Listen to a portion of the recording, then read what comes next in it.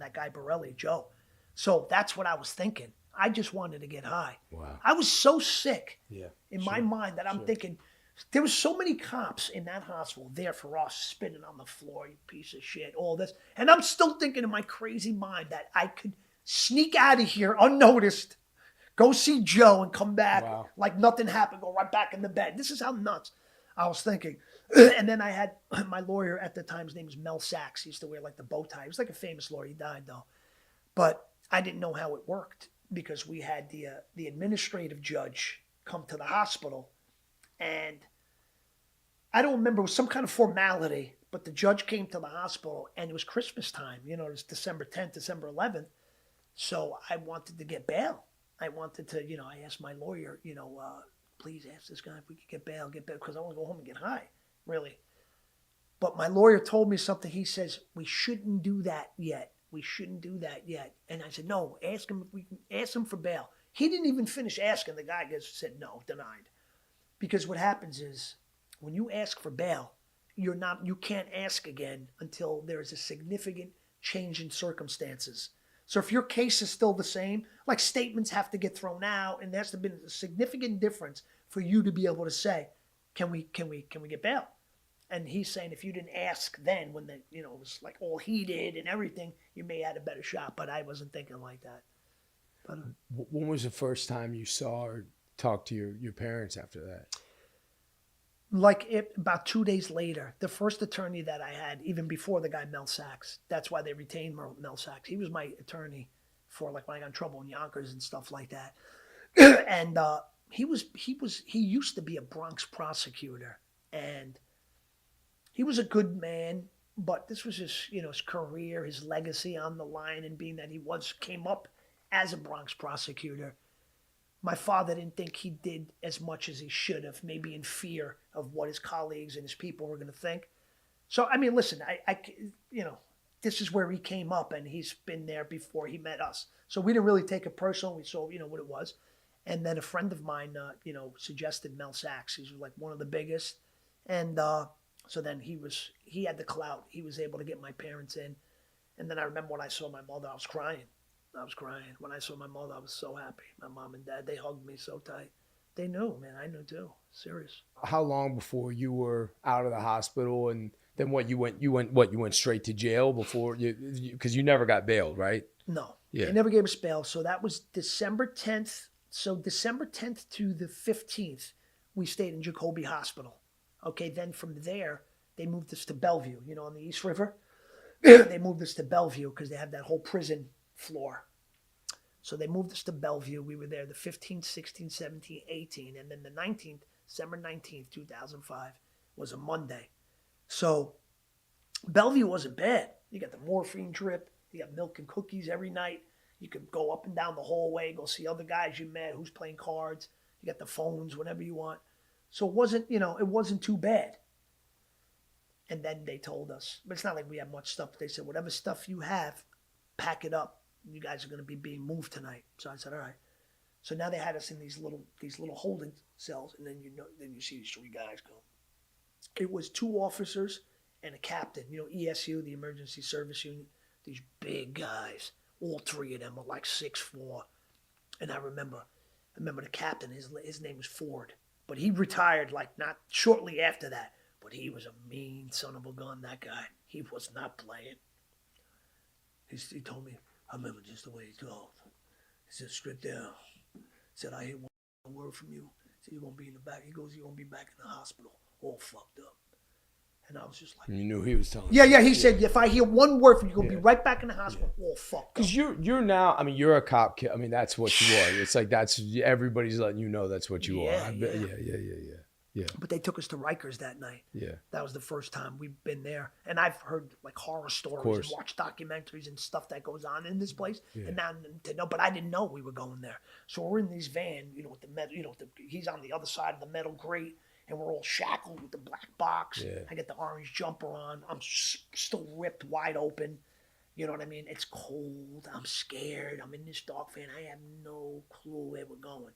He's a career criminal, the guy I'm with, so he knows. And you can see he's not that nervous. Who, Steve? Steve, I meant though. He didn't. So you're with your co-defendant. Yeah, he's across with the metal grace.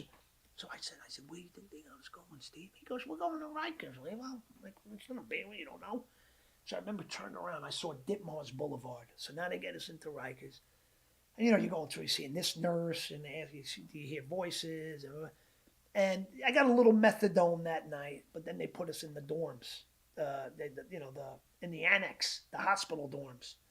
And I remember they didn't put us in with the general population. They did for our own safety. So they put us in these back cells in the big dorm, the cells within the big dorm. So then the next day, like, everybody's like, they try and intimidate us because they know we're there. So one guy's saying hamburger meat, like saying fresh meat, this is all the stupid shit. But so then the next day, my co-defendant went nuts because the depth of security. He was like, why we got to stay back here? So, and the guy goes, he said, it's for your safety. That's why. And then my co-defendant said, what do you mean for our safety? Everybody out there is in a wheelchair. What are they going to do? Because it was a hospital door. So safety, these guys can't even walk. So he says, all right. How was his condition? He was shot up too, but I was worse because he got shot like in the legs and stuff like that. I got, like I said, I lost my spleen, but he was pretty messed up too. But he's been through this before, like the whole jail thing. In a way, thank God I had him there in the beginning. Because, you know what I mean? He was kind of like, he led me, he was guiding me, and he was like, don't say this, don't ask people. You know what I mean? Don't do, he was telling me the do's and don'ts because he knew how to jail. So when they first let us out there, the Dep Andrew said, okay, because he said, what security? These guys are not going to do anything. So he said, all right, I'll let you go out there. When we went out there that first time, it was like, you're outside, everybody hates you. Cop killer, like you said, right? You cop killer piece of shit. But now you're in this place where you're loved. It's the best thing you could have done. The best thing you could have came to jail for is what you came to jail for. So now. And did you look at your own, to you, you didn't look at yourself as that though, right? No, I was like this little scared rabbit. Yeah, I don't want anybody to think I was talking tough guy. I was so scared. Are you kidding me? This is Rikers Island. Right. It's like hell on earth. Right. And I'm going into this place, you know what I mean? This big dorm. Right. It's dangerous. So like I'm like kind of like walking near him. And when we came out, everybody went crazy. They were so happy to see us. They were whistling. They were making gunshot sounds. They asked my co-defendant, because they knew he was the shooter. You got a couple of guys that asked him what hand he pulled the trigger, Wow. with. They were kissing his right finger. Wow. They were just like such hatred for police. Sure. They're like, oh man, fuck that cop. You got people pulling out their buckets. You remember Bravos? You got people off of Bravos. Like we were like heroes. Yeah. It was like, damn, like a few days ago in that hospital, you got cops spitting on us, and now we're in this place and they love us. Wow. But I knew this was all fake, and it was just a scary, just a scary place. But as time went on, because this is the medical dorms, you have access to drugs. They're everywhere. This guy's getting MS Compton.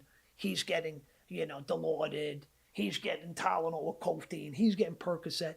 And a lot of times they get it because they got these conditions or whatever because they're in wheelchairs, but they don't even take this stuff. They sell it. And this is how they feed their family on the outside. So I met this one kid. He had the MS Comptons, the raspberry 30 milligrams. Like the ox. Because I don't know if you saw Dope Sick, but the patent ran out on the MS Compton. So that's when the Oxy came out. But it was like, so I was taking these MS Comptons. I had the guy, and then it's like I picked up right where I left off in jail. And then they moved me to the other side, which was NIC, North Infirmary Command, because it's an infirmary. There's the annex, and then where they moved me to. But then at church, I would go to church. I would see these guys. And then every Saturday, we had our thing. I was getting drugs, and it was like, that you would think what happened, right? With the cop dying, and that was like a rock bottom. And you would think like, this guy's got to be scared straight now, right? Like, it's going to probably go away forever. Cop is dead. Is that what you thought? Yeah, Did you already have any, sorry to interrupt you. No problem. Did you already, I mean, what I want to talk about the shame, and I want to talk about, sort of your proximity and how much you feel for this guy who lost his life that night. How much had the shame snuck in yet? The shame hadn't really set in yet because it was offset by the fear, right? And the willingness to still want to get high, right? Because that was the number one thing. And right. now when sick. Now when I saw in this dorm, in this annex, right, there's more drugs there than on the street, right? And they have these pharmaceuticals, strong MS Comptons. I never even saw them. So it got to a point I was taking 20 of those every Saturday.